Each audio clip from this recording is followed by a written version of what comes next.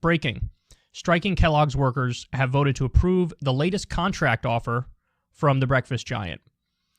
Workers went on strike for 10 weeks to fight for better wages and benefits after working 24/7 during the pandemic. The contract wins raises for all workers, including an immediate 3% raise for long-term or legacy workers. Workers will also receive an immediate cost of living raise. The strike preserved high-quality healthcare benefits and won big bumps for retirement funds. Kellogg's threatened its workforce by hiring permanent scabs, a plan condemned by Joe Biden and Bernie Sanders. The deal alters but does not eliminate the two-tier system and is silent on the rampant abuses of forced overtime. They got a number of massive concessions, but still, there's still some semblance of a two-tier system, and they weren't able to address the overtime dilemma here as well.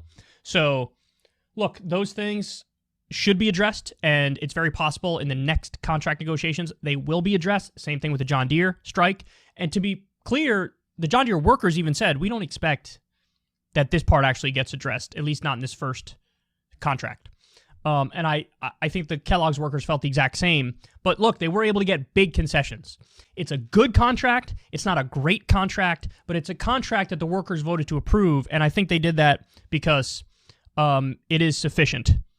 So I just want everybody to know that in the wake of all of these terrible stories, these bombarded with negative news day after day about, corruption in Washington, D.C., and weak, feckless Democrats and a left flank that's totally toothless, and you got all these things that you look at and you're like, well, Jesus Christ, what is even the point? A lot of people go full nihilist with the onslaught of the negative news.